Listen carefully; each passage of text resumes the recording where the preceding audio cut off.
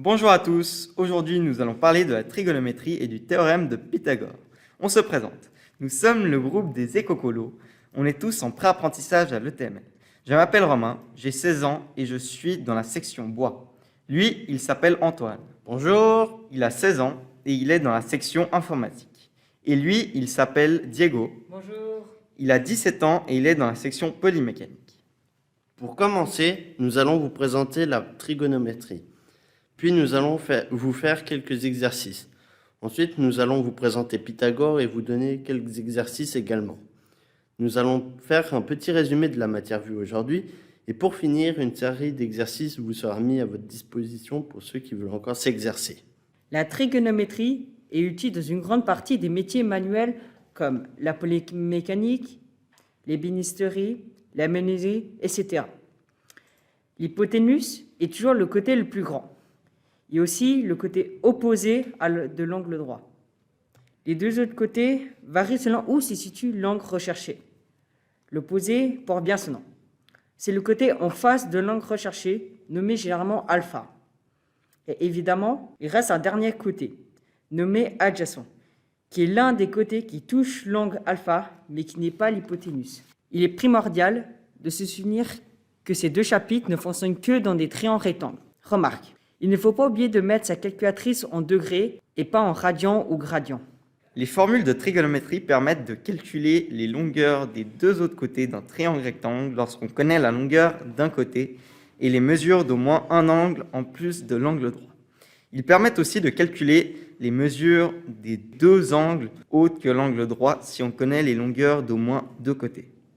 Dans un triangle rectangle, les formules de trigonométrie permettent de calculer les longueurs des deux autres côtés d'un triangle rectangle lorsqu'on connaît la longueur d'un côté et les mesures d'au moins un angle en plus de l'angle droit. Ils permettent aussi de calculer les mesures des deux angles autres que l'angle droit si on connaît les longueurs d'au moins deux côtés.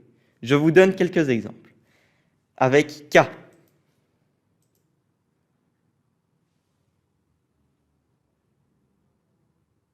Maintenant, voici l'exemple avec SO.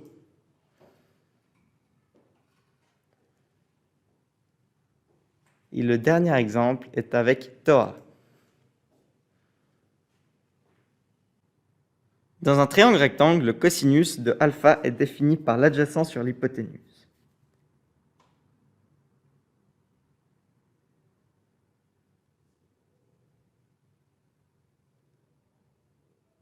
Le sinus de alpha est déterminé par le côté opposé sur l'hypoténuse.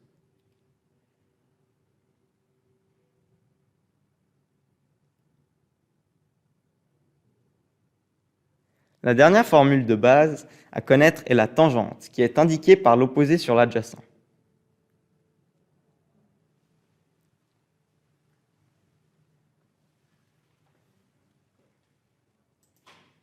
Pour avoir un angle en connaissant la mesure de deux côtés, il faut utiliser des fonctions sur la calculatrice.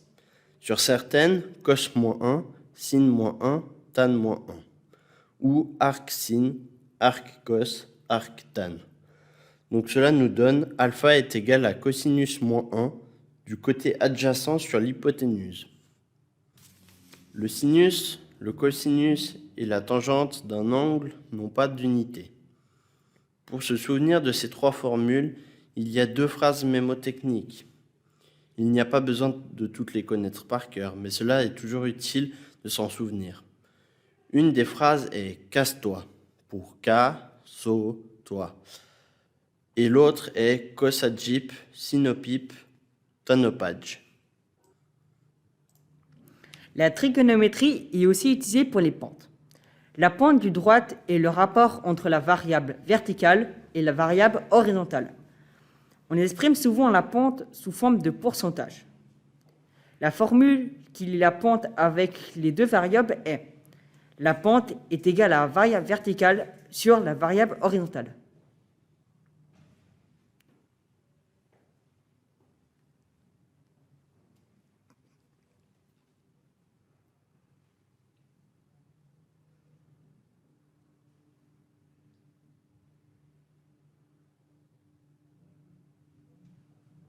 Le théorème de Pythagore est utilisé dans beaucoup de métiers comme la menuiserie, l'ébénisterie, la polymécanique, etc. La formule de base est a carré plus b carré est égal à c carré. Cela veut dire que pour obtenir a carré, il faut faire c carré moins b carré, ou pour obtenir b carré, il faut faire c carré moins a carré.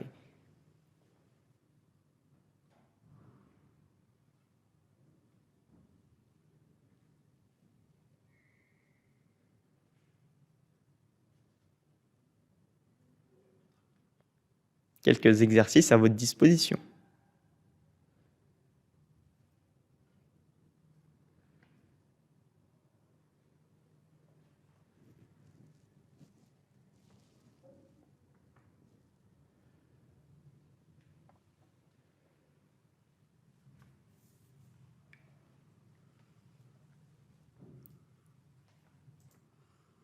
Durant cette vidéo, vous avez appris à utiliser la trigonométrie et également le théorème de Pythagore. Vous avez vu les aides mémotechniques et les différents côtés d'un triangle rectangle. Vous avez également vu dans quel métier nous utilisons ces thèmes. Et vous avez aussi pu vous entraîner avec les différents problèmes mathématiques. Nous espérons que notre cours d'aujourd'hui vous aura été bénéfique. Nous vous souhaitons une très bonne suite. Et vous remercions de votre écoute. À tout bientôt pour de nouveaux cours avec les éco-colos.